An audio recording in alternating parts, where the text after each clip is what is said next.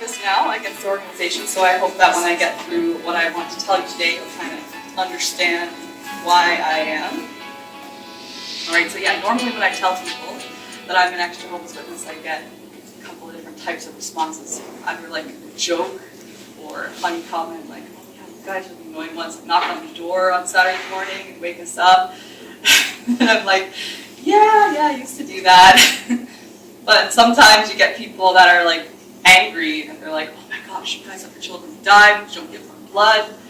And then I'm, okay, let's reiterate that I'm not one of them anymore. Don't get mad at me, right? So yeah, I speak out now because they do have a lot of harmful doctrines and policies, but a lot of people don't know very much about them. They just think of them as the friendly people that come to your door. So what I actually want to talk about, I've narrowed it down to about 5 different horrible things, but I mean I could go on forever.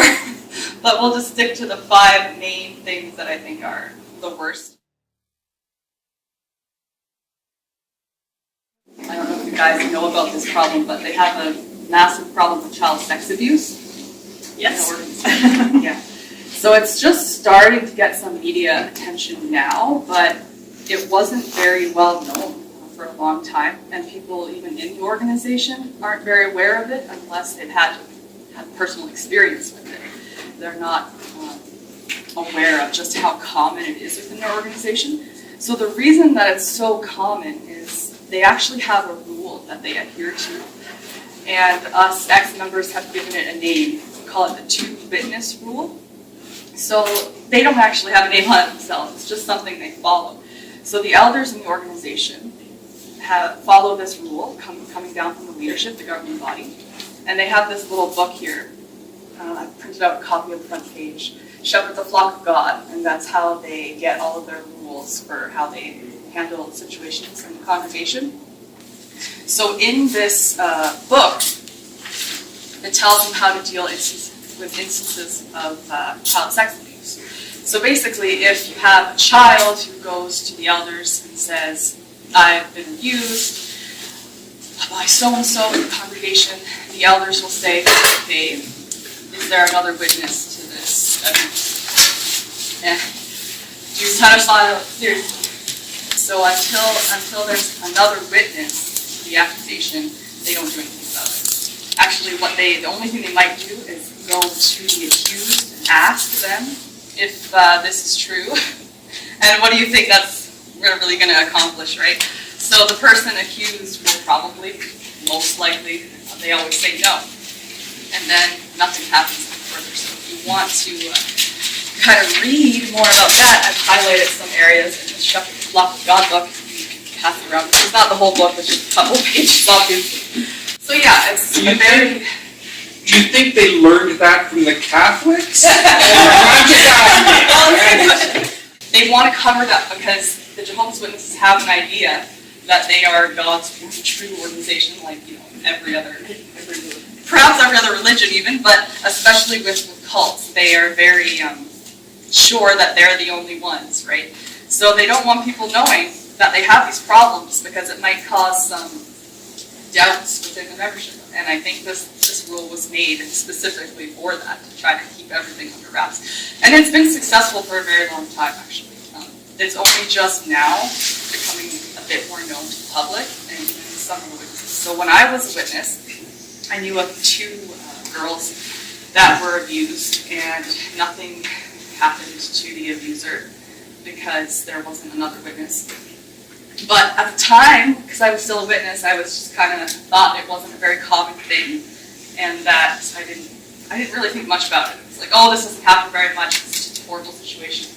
And it didn't even come into my mind, or their parents' mind, to take it to the authorities, because it's the culture of the Jehovah's Witnesses to not really have trust in the secular authorities, so police or court systems, yada yada. So nothing was done about it. But since I've been out, I actually have a really good friend of mine named Trisha, who is also another activist. Her YouTube handle is Trisha Frangina, and she was also affected by this rule. She was abused for about 14 years of her life by her own father, and when she went to the elders about it several times, they wouldn't do anything about it. pretty much told her to go home and listen to your parents, and yeah.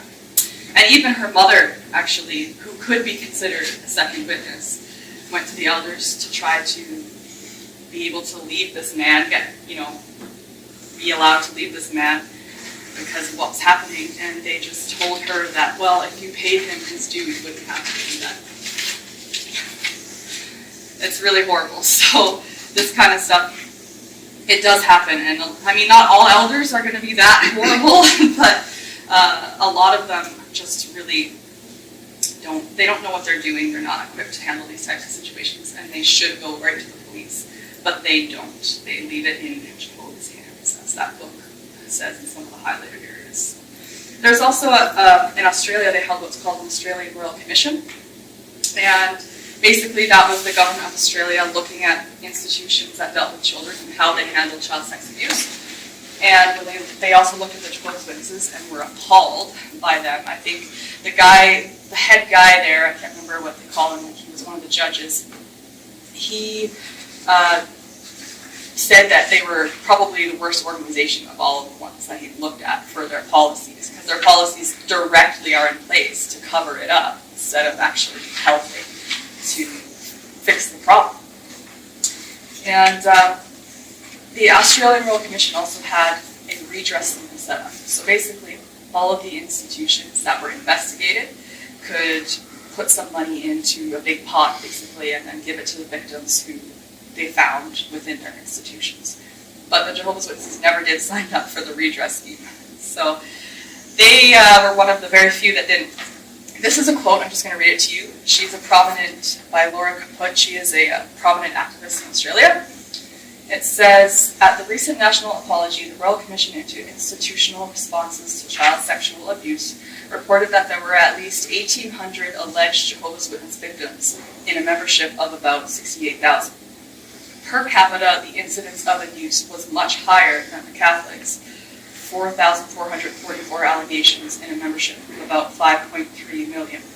But the Jehovah's Witness Church reported none of the 1,800 abuses to law enforcement, hasn't acknowledged the victims, didn't say sorry, and refused to join the redress scheme. In fact, it often blamed the victims and then kept them silent via a unique method of shunning. Jehovah's Witnesses were hidden under a veil of respectability for long enough and now need public support to stop these human rights abuses. So I think that's pretty much sums up the problem that they have with child sex abuse. Australia was the first government to do something huge, so we're all trying to follow suit there. And now in Canada, there's a 66 million class action lawsuit about to go up against them. It's going to be, it's going to happen here, I think this month, 17th and 18th. The Supreme Court of Canada will decide if that will go through. And we're pretty sure that it will.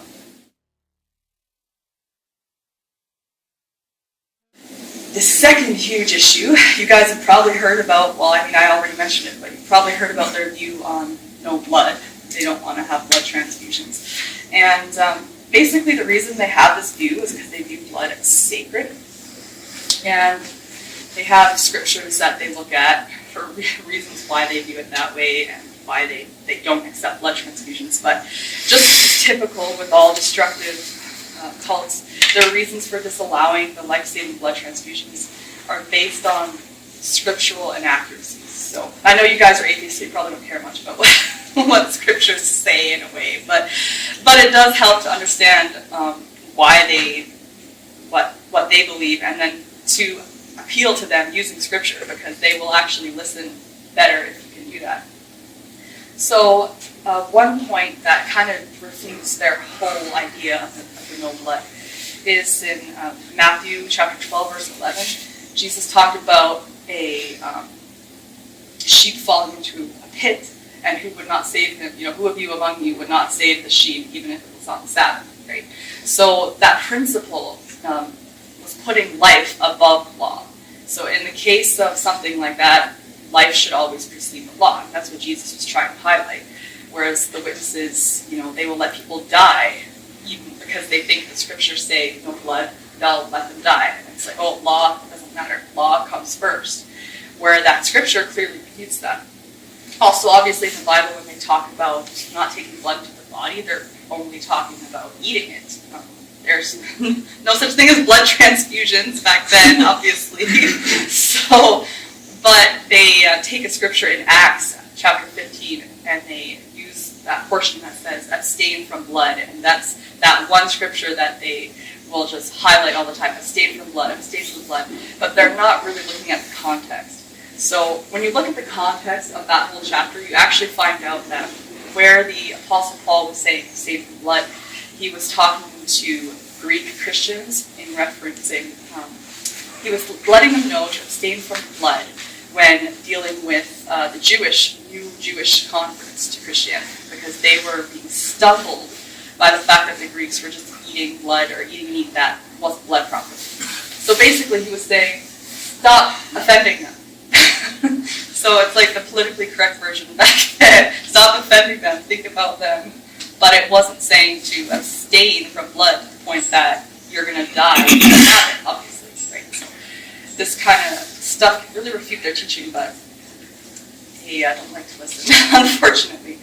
So nowadays, the witnesses are allowed to have blood fractions, which is weird. So they changed that in the early 2000s. They flip-flopped their doctrines a lot. And in the early 2000s, they changed that. So basically, there's 4 main elements in blood. So they said, okay, you can have a fraction of the fractions, but you can't have a whole blood transfusion. So now there's certain diseases where somebody might just need part of the blood that is helpful. Now that they're allowed to have fractions, that does help. But there are obviously a lot of situations where you need a whole blood transfusion. And if you don't get it, you're going to die. So that still happens at an alarming rate. So, I mean, I'm not going to be too hard on them. At least they changed it a little bit, but not What are quite. their justifications for changing it, though? Because if they take that literally, then how can that... Well, see, this is another point, actually, is their change doesn't even make sense to their doctrine. Right. I think they changed it because of probably numerous lawsuits against it in the past. And they probably had to change it a little bit, but they can't completely get rid of it because so many people have died already. If they were to just scrap this teaching now, Right. then they're even more at fault for, like, what are they going to say? Jehovah has now told us that Right. that you can have blood transfusions now, so I'm sorry for all the people you know that died. The Mormon church did something similar where they all of a sudden changed their doctrine. I think that what that. Well, it was a race issue, so that nobody that was any colored skin could be any kind of Yeah, and it was just like, clergy or anything oh, like we that. talked to God and he told us. Told us it's okay different to now. change. Yeah, The it's okay now. Mormons are a lot more fluid. They're allowed to change them around. Are they? They tried it. They lost their golden tablets and they have to start again. But yeah, Jehovah's Witnesses. We have that religion do that. Yeah, the Mormons, there's another one that does that a lot. No, cults, right? Anyway, I find it funny because, like you mentioned, it doesn't make sense with their policy. They pretty much are now saying you can't eat a ham sandwich because we don't want you to eat, bread, cheese, and mustard and ham together. But you can take it apart and eat it separately. Like, it doesn't really make sense. Right. So people are still dying because they can't have a blood transfusion, and it's unnecessary because they're allowed to have fractions. But anyway, like I said, it doesn't make sense. They have what's called a hospital liaison committee set up for almost all congregations. I can't be sure if it's every congregation. But basically what that is they appoint elders in the congregation to stand at your bedside if ever you're in a hospital and needing a blood transfusion or you're going to die.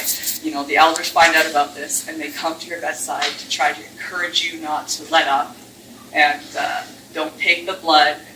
Encourage you or guilt you? Yeah, discourage you from living, encourage you to die. Yeah, pretty much. And there's actually a case that happened in 2016 with a woman named Eloise Dupuis in Quebec here, and she gave birth to her son, her first newborn baby. She's in 26 and started hemorrhaging, needed blood, but right away all of her Jehovah's Witness family and friends and elders, came to her side, and actually her worldly, what they call people who aren't witnesses, her worldly family weren't allowed in the room before she eventually died. So, actually, if you want to read about that later, I can pass this around, but this is actually a story of 2 people the same year, just this, or 2016, just happened to 2 different women in Quebec also. So it was investigated by coroners, and everyone was trying to make sure that they weren't under stress to not, take blood, that it was their own decision.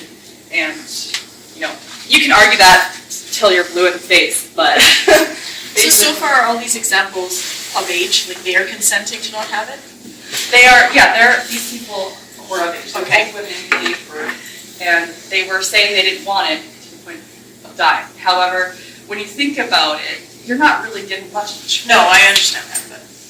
So what I feel is the problem with, when you think about it, you only have like 2 options when you're a witness. You can die, and then you'll be a martyr, but like heroic in their eyes, or you can choose to live, and you'll literally lose everybody in your life. And maybe you won't. There's possibilities some people won't completely abandon you. Has there ever been a case where a doctor says you're of unsound mind and just takes that authority away? Yeah, they're not of sound mind. Like doctors can take that authority, if they Oh, don't think yeah. you're making So a there are decision. cases like that. Like in the case of children, sometimes the courts have made like an emergency medical directive and like got in there and it's like, save this child's life because these parents are crazy. So that has happened sometimes. But in the case of like adults in Canada, a lot of times if they say they don't want it, they can't really do anything about it. So yeah, they don't have much choices, unfortunately, and I feel like Choose. Yeah. It's not. Yeah, and it's too bad because you think about it, like a new mom would definitely want to have seen her child, her newborn, and raised them. But wow, what kind of stress must you be under to actually allow yourself to die in that type of situation? It's not normal, so it shows you there that your mind isn't really their own. But yeah, so it's just another horrible aspect. So yeah, if they accept it, they can, that's basically them disassociating themselves from the Jehovah's Witnesses if they accept that blood transfusion. And that would lead to shunning. So that kind of leads me to my next point. Is there any method of forgiveness? Well, actually, good question. So what they can say if they take the blood, they can say that they were just, under extreme stress, doctors were pressuring me, blah, blah, blah. I'm really, really sorry. They're still going to get punished. Okay? So now we're on to this disfellowshipping topic. So you can be shunned for, which is shunned, disfellowshipping, same thing.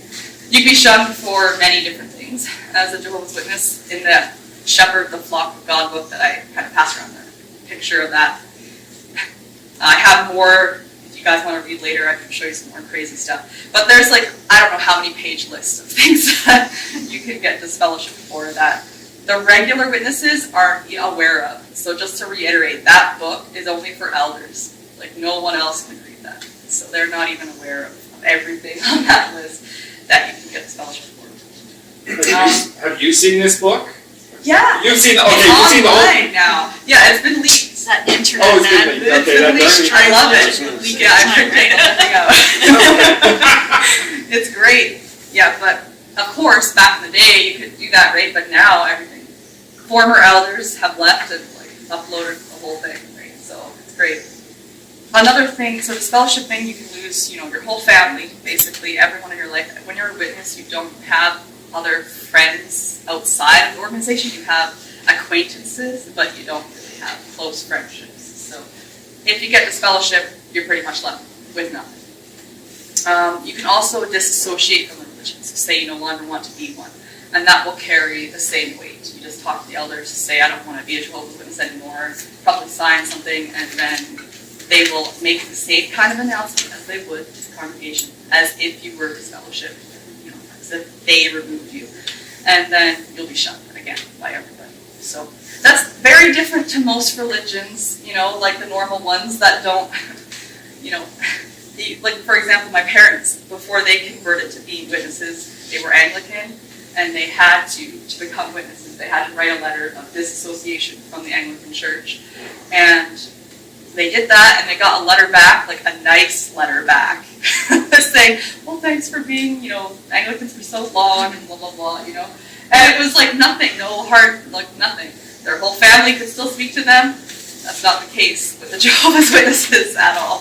So if you disassociate, that won't be the case. When I was 19 years old, I actually got this fellowship. I'm not going to go into the reasons why, but yeah, I got this fellowship, and that was interesting because at the time, I was living with JWs in their basement, not my parents, but other people. So I had to move out because I knew if I didn't, they would just kick me out. And luckily for me, my parents did allow me to come back into their home, but that's not often the case, especially. Had you been baptized already? I was, yeah. Well, yeah. You have to get baptized to get this fellowship. Well, because my boyfriend was baptized and he left, and his sister also left, but it was much worse for him because he had been baptized and she hadn't. Yeah. So they still talk to each other and everything. Yeah, actually, that's kind of funny because my sister was never baptized, and she still gets talked to by my brother who shuns me. So, because I was baptized. So I guess that's the difference. Would your parents have risked this fellowship themselves by letting you back in? Would they disfellowship themselves? Oh, would they get in trouble for letting me in? Yeah. Well, they could. So the thing is with my parents is that my dad was never an elder or a ministerial servant, which is another title within that. It's like just below the elders. So he never had much, clout in the organization. He didn't have a lot of people that he had to impress with his perfect little family, right? If he was an elder, he would have had a lot of pressure on him to kick me out. Because it's like, oh, you can't be an elder and still have your family living with you if they're not in good standing. So because he wasn't, my parents weren't too pressured to kick me out or anything like that, but they were told that they shouldn't have any more than necessary conversation with me while I was living there. But I had nowhere to go. So I mean, I had to go there. I'm glad that my parents aren't a little bit crazy. My parents are less crazy than some others. So yeah, they're not so strict, but I'm glad that I had somewhere to go. So as you can imagine, this type of punishment, serious punishment where you lose everyone in your life, can cause a lot of distress. And actually a lot of people have committed suicide over this kind of stuff. I personally know, I have one friend that I know who committed suicide. She was a really good friend of mine. She didn't commit suicide necessarily for shunning, but it did play a role. I feel that she got in trouble in the organization and there was an announcement made and then people kind of pulled away from her. So she didn't feel welcome in her congregation anymore. She kind of went out on her own. And if you grow up like that as a witness, you're going to immediately feel guilt for just living a normal life. Everything piled on top of another. She eventually killed herself. And this isn't a very uncommon thing in the witnesses, actually. Most witnesses probably know of somebody who's killed themselves. At least one person. My good friend Tricia that I mentioned before, who is also an activist, she put out a request in some of the Ex-Jehovah groups on Facebook to submit pictures and story of people that they know who have killed themselves. And in 72 hours, came up with, this. Actually, a lot more than this. This is just some of the people. Yeah, my friend is actually right here. So a lot of faces just in a very short period of time. And after people kept coming. There's more than this, but this is just some of the faces in a short period of time. And me and her will sometimes go up to carts. You know how the Jehovah's Witnesses go by the carts and they just stand there with their propaganda. Sometimes we'll go up by the carts and we'll start talking to them. And one time when we did, we started talking about suicide, and I actually asked the women I was talking to if they had personally known of anybody who committed suicide. And the woman's like, yes, I've known a few people. She was honest and admitted that before we even got to talking in depth on the topic. So when we showed them this, though, they were like kind of horrified. It's like, yeah, this is a pretty serious problem within your organization because of shunning and multiple other factors. How does the religion survive if this many people are either being shunned or. Yeah, well, I think it's just childhood indoctrination. That's what they're really trying to survive off of now.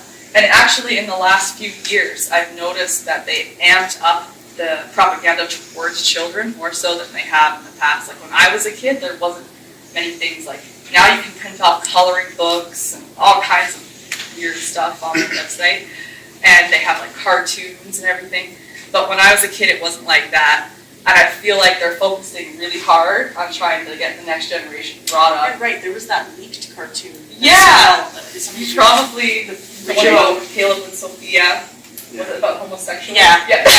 Okay. Yeah, that was fun. Maybe we'll talk about that later. Yeah, so they are very adamant on trying to get the younger generation very indoctrinated because they want to keep this going.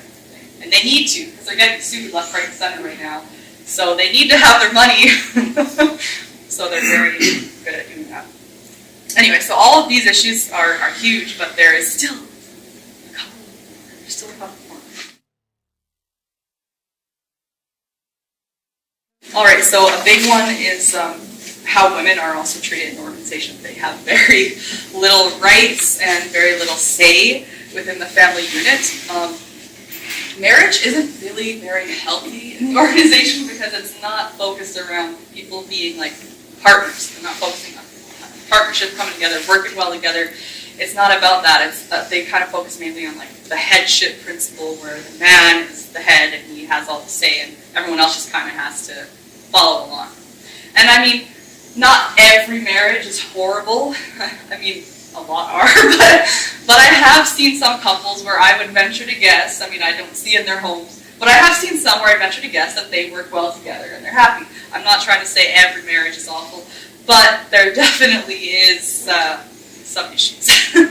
And because the man tends to be the head of the house and that's where the focus is, you can see how something like that can go terribly wrong. So actually, I just wanted to read you a brief story. This was also submitted onto an Ex-JW group that I am a part of. I asked her if I could read it, and she's okay with it. I just have to leave out names and stuff, so I'm going to try to go over this briefly. It shows you how horrible this can go. It says, I was raised a JW in a very small congregation. My father was and is still an elder. I went out in service, did my studies, played the role of elder's daughter. As a female JW, I was taught 1, keep my mouth shut, 2, do what I am told, and most importantly, 3, always play my role and stay face. I played by those rules, and because of my loyalty, my father's uncontrollable anger issues were taken out on me. I was beat all through my childhood until the age of 16. I had to be kept out of school so often that the school took my parents to court, so I ended up homeschooled, a JW homeschool, of course. I went to the meetings, sat in the front row, and was the perfect happy JW. On the inside, I was dying a slow and miserable death. Everything that was me was fading away. I was a punching bag that could never be anything else. My sister was my only true friend and my only escape from the raging hell that was my life. At 17, I couldn't do it anymore. I had to leave. I had to find a way out. So I went with the fastest way out, a man who was 21 years older than me.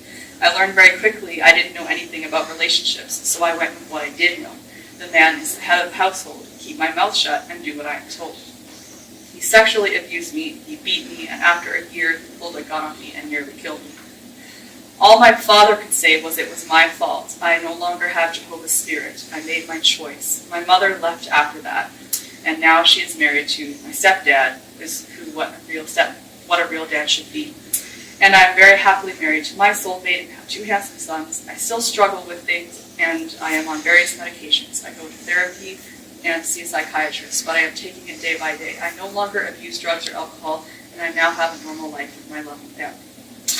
So at least her story has a good ending. And this is why I chose this one, because they don't all have a good ending. But she is an example being in a toxic family situation where nothing is done to stop this type of abuse. And she said her father, from the beginning, he is still an elder. So that's horrible. I mean, and eventually her mother left, that's good. But that isn't also always the case either. When I was a Jehovah's Witness, I remember, I know two women who had horrible marriages involving, like, they were battered and everything else. And sometimes the men cheated on them, but because they didn't have two witnesses to it, they couldn't confirm that as well. But also, they couldn't leave because the Jehovah's Witnesses follow this principle where the only way you can get out of a marriage is through adultery. So if he doesn't admit to, an affair or anything like that, then they encourage them to stay. So in some instances, people do just leave anyway because too much of their life is at risk and they just can't stay. But it's not encouraged. Actually, I did kind of want to read a little blip of this to you. This was taken from a recent publication of theirs, the Watchtower Study Edition. This is what they do on their Sunday meetings. And it mentions, I'm actually just going to pass it around for you guys to look at the highlighted part. But it mentions that a woman should try to stay, if she can, with her abusive husband. If she feels she can do it, she should try and endure. It's basically what it says. So, and that's a recent publication. So, it's shocking that even to this day, they still print stuff like that because they just give us so much material to use against and they make it pretty easy. But yeah.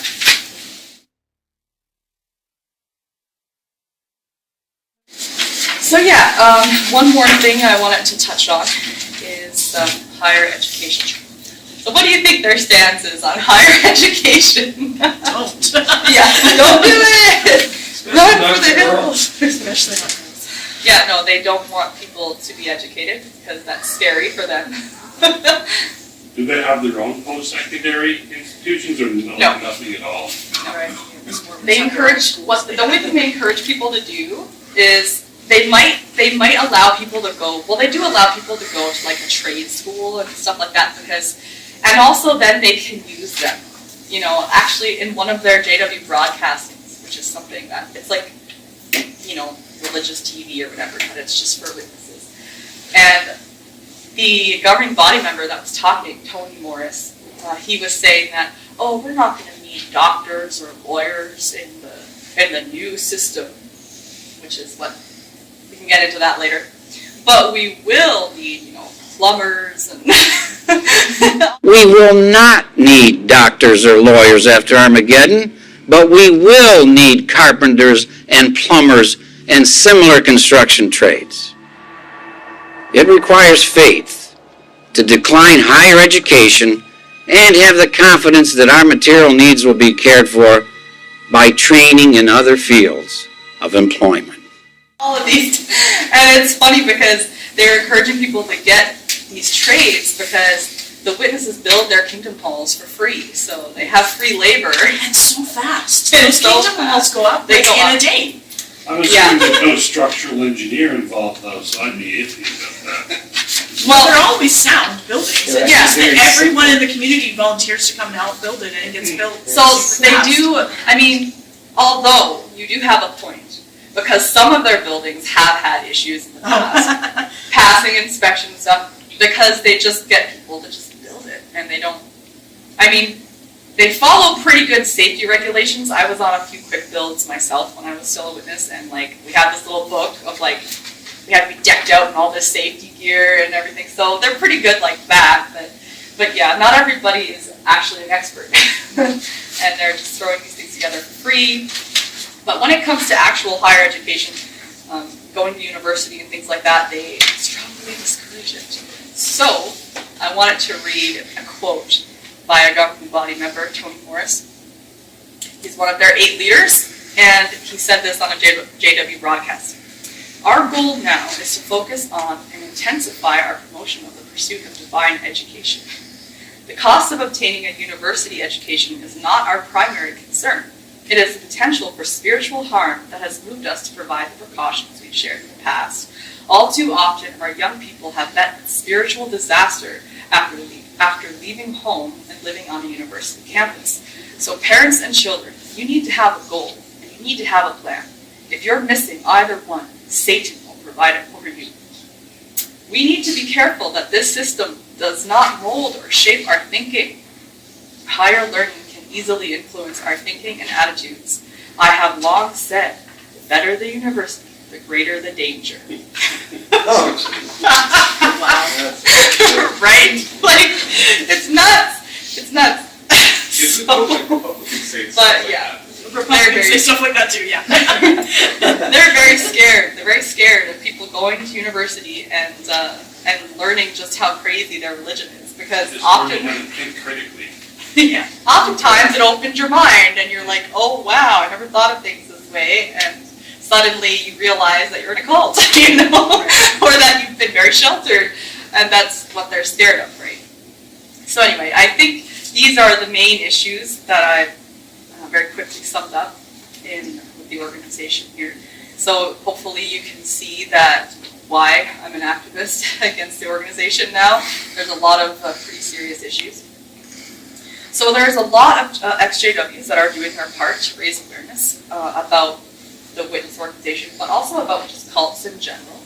And a few of us are in the process of trying to start up a non-for-profit in Canada, and it's going to be called Association of Religious Rehabilitation and Advocacy, or AORRA, A-O-R-R-A. So they'll have several aims, but mainly we're going to be focusing on trying to help ex-members of cults, particularly the Jehovah's Witnesses, because there's not much out there to help them right now, but to help ex-members who leave with nothing, help find housing, employment, food, clothing, etc. But also we want to help give counseling if needed, or provide places that they can get legal aid as well, because in lots of cases when somebody leaves, they might say they have kids. There's a lot of custody battles that happen, and actually the Jehovah's Witnesses are prepared to fight for saving the kids. Like in the Shepherd the Flock of God book, there's actually a whole section dedicated to helping people try to keep their kids from their worldly fathers and mothers, etc. So pretty crazy. Yes, we want to help with that also. But also we want to educate them about what they were a part of, so they don't just go into another cult, because sometimes that happens.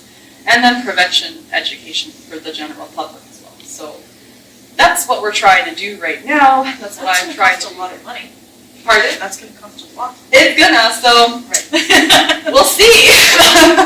But we are in the process. We've actually already started a website called vastapostatearmy.com. That one is not necessarily connected to this not-for-profit, but it is something that kind of gave us the idea. It is the first website that actually has a little chat section on it. So basically, if you're a current Jehovah's Witness or an ex-Jehovah's Witness, and you just go on this website, pop up with how can we help, and if they need help, they message, and it'll come directly to people's phones, myself included. And if we talk to people and just help them. I've talked to a lot of people that have some serious, it just needs some support. So that kind of gave us the idea and made us realize how much support people actually need out there, and that's why we have set this up right now. So if you guys want to help with that too, you can for sure. But yeah. So yeah, I have a YouTube channel, and it's called Meg Slaymaker. It's not called my actual name. Close enough. But yeah, because when I first started it, I was still very nervous about people seeing me from the religion, people that I knew. So I didn't use my actual name.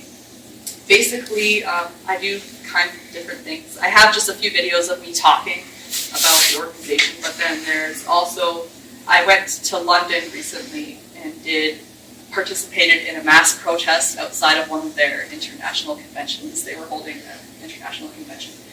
And a bunch of us flew from all over the world. I think there was 13 different countries, people who came. And it was awesome. It was totally peaceful. We just had our own banners and stuff that we set up outside of their convention. And we were very, like I said, very peaceful. We didn't shout at them or anything like that. Just stood there with our signs, and believe it or not, some people actually did come and talk to us, some Jehovah's Witnesses, which we weren't expecting. We were kind of expecting them to be herded another way and everything to try to avoid us, but a lot of them actually were curious enough to come and talk, so that was great. I've done some protests outside of Kingdom Halls. I talked to people at the carts. But my main goal when I talk to people is not to, I'm not there, I don't want to harass them. When I talk to people, I try to be very nice, friendly, and try to get them to talk themselves, because a lot of times just when they hear what they say, it might actually realize how crazy it is. It's like, oh, so what do you think of this? And then they say it, and it's like, okay. But yeah, so that's kind of some of the stuff that I do and want to continue doing, but that won't be what I do forever. I'm trying to work towards getting an education myself and becoming a psychologist, hopefully, and also continuing to help educate and raise awareness. Okay. Yeah, big goals. Good. That's it. Well, a huge thank you to Megan for coming to speak with us this evening.